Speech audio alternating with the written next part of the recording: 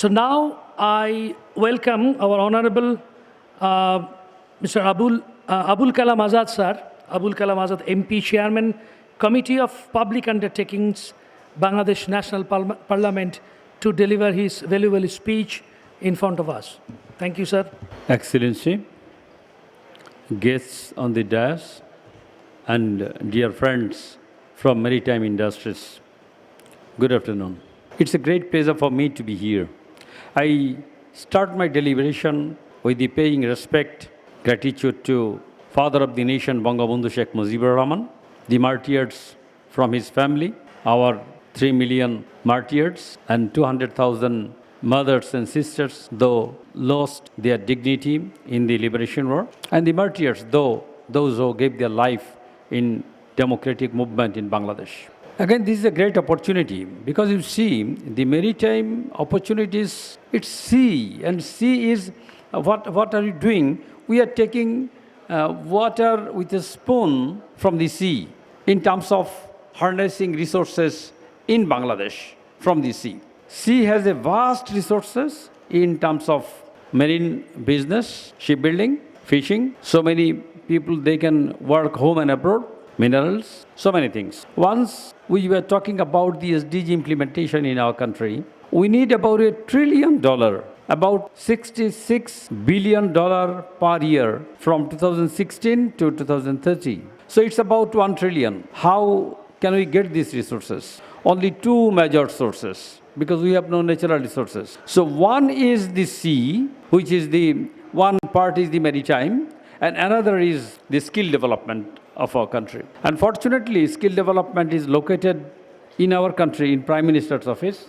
Now I heard that it is decided that the issues of blue economy, which is the most important resources for SDG implementation, or having the future of Bangladesh, because we have almost equal size of Bangladesh in our sea. We can have opportunity to harness the resources from there. It's a very good decision that maybe now the blue economy cell will be much more active. Rather, this will be effective. We were talking about the recycling, green shipbreaking industries. We saw two videos also. We also know that by 2050, in the sea, plastic bottles will be more than that of the fishes in the sea. This is the prediction. We need to look into very carefully, not only for the sea, but also in the land also. We are using so many plastics, polythenes everywhere in terms of making the household materials, fashion materials, and all these. So we need to look into that, how to reduce use of plastics. The issue of carbon is coming here. Yes, Bangladesh emits 0.4 metric ton of carbon per capita per year, where in the developed country, it is not in the single digit, double digit, 10 metric ton, 11, 12, up to 16 metric ton of carbon. So why the global warming is? My request in this gathering also, please try to reduce use of plastic and emission of carbon and ammonia consciously. I'm very thankful to the organizers, those who invited me in this event. I'm very fortunate when I was in the government service, especially as the Principal Secretary to the Honorable Prime Minister and SDG coordinator. I had the opportunity to go through all these issues.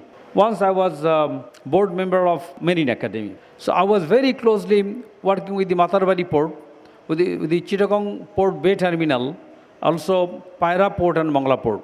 So it's my pleasure that today I am here with all my very good, brilliant friends, those who are very eagerly and seriously working for the maritime industries in Bangladesh. Dear private sector people, always Honorable Prime Minister says that development and growth of Bangladesh is possible only when the private sector participates. This is done in almost all the sectors, including the maritime sector. So please come forward. Government is ready to support you in different way. Issues for the tax, VAT, and all other issues. As a member of parliament, I can commit you that I will be your next friend to support you in any of your problem so that Bangladesh can go forward. Dear friends, you know, Bangladesh has a dream trajectory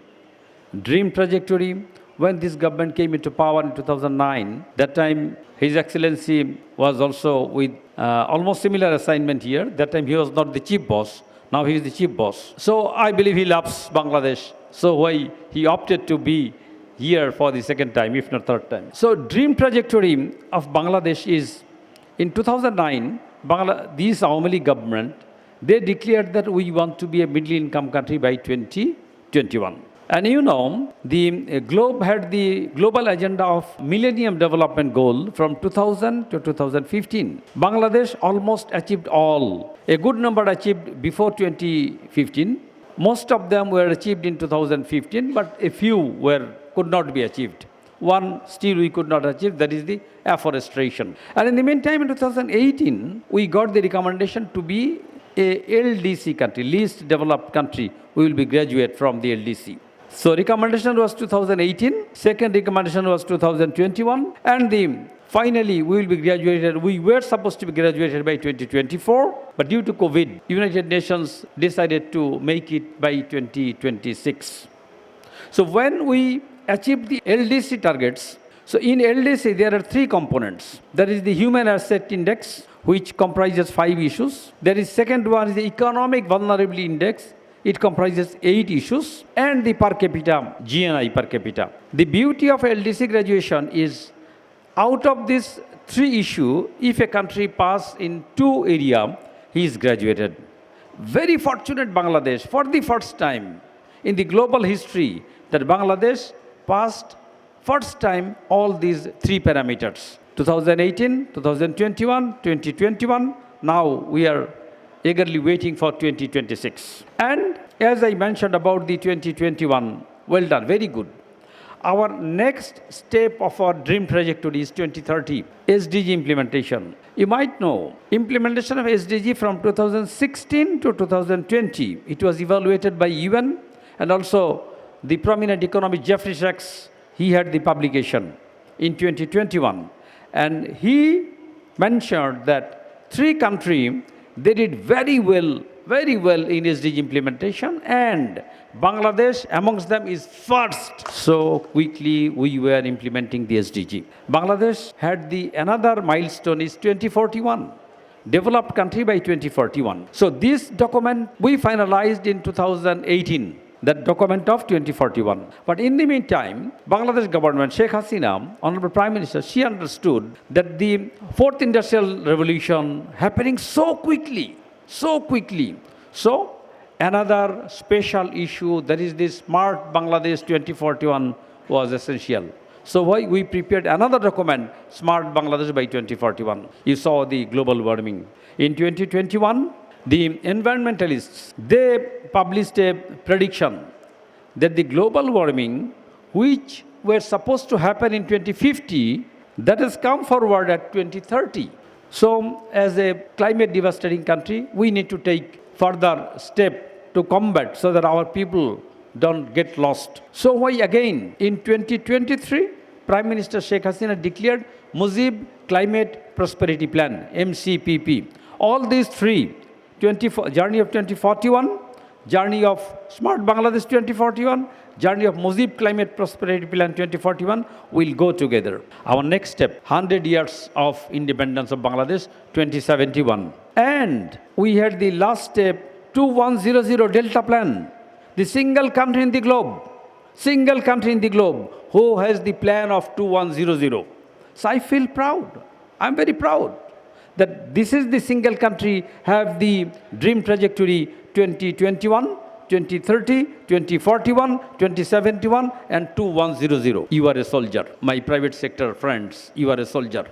Obviously the public sector. So if we work together, hands in hands, obviously there is no power in the globe which can stop us achieving 2100 Delta Plan. Again, thank you very much for inviting me in this event. Thank you. Joy Bangla, Joy Bangabandhu, Bangladesh Chirojibi Hok. Thanks a lot, our Honorable Chief Guest, Mr. Abul Kalam Azad MP, Chairman Committee of Public Undertakings. I like to say something. I think you have, last few hours, it is, you had shown a good passion that you have learned so many things, you have interacted so many things, and our honorable speakers, they have shown their, the attitude, they have shown their, this passion towards the maritime sector, towards the SDG, and this net zero, the 2050, so to achieve. So I have some, these findings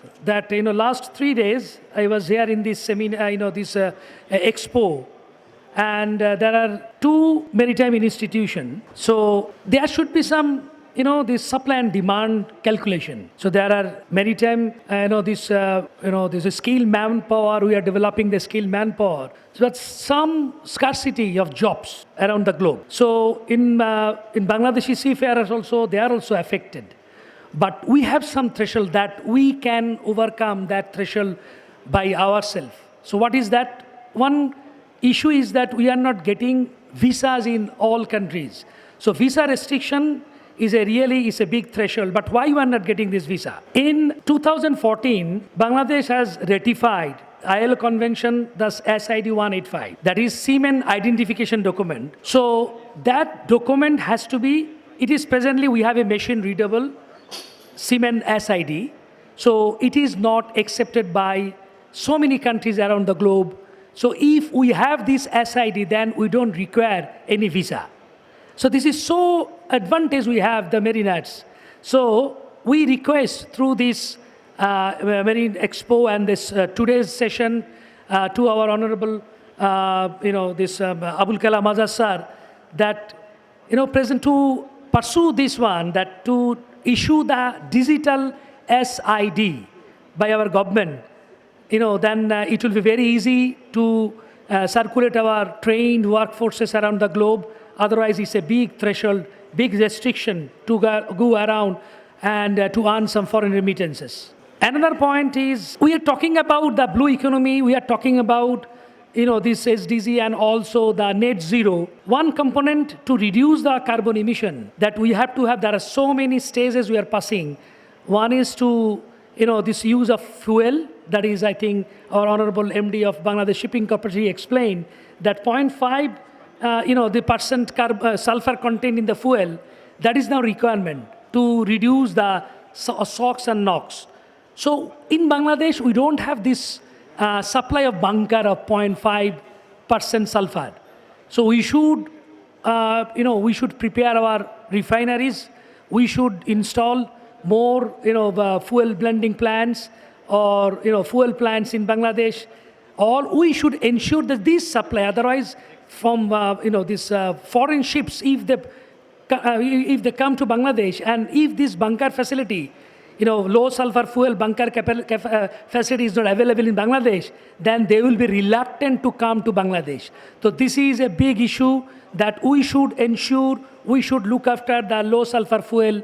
Later on, the advancement of scrubber tower, ballast water treatment plant, this is automatically, ship will adapt this one. But supply of bunker at low sulfur fuel, if we cannot ensure locally, then, in future it will be, so many vessels will, they may, they will not be interested to come to Bangladesh. And one urge to our EU ambassador that the Basel Convention to relax the Basel Convention for recycling the vessel in Bangladesh. So that's why EU ship is not coming to Bangladesh. So I think now as ship recycling facility has been developed in world class, so we are expecting the European vessel will come to Bangladesh for demolish, then we can handle it as per the EU standard. So this Hong Kong, and as Bangladesh been ratified Hong Kong Convention, we are developing the arts as per the Hong Kong Convention. There is a marginal, difference between EU and this Hong Kong Convention. So we expect that EU Convention, EU SSR, it will be reduced or minimized to adapt Hong Kong Convention certified vessel yard. So then we can welcome European vessel in our country. So thanks again. Thanks everybody, the participants and our guests panel. So now I request and I will hand over to Ms. Ruhi to announce the memento distribution. The list is with you. So, and we'll distribute some mementos to the honorable guests and also the exhibitors. So now I handing over to the Miss Ruhi. Thank you. Thank you again.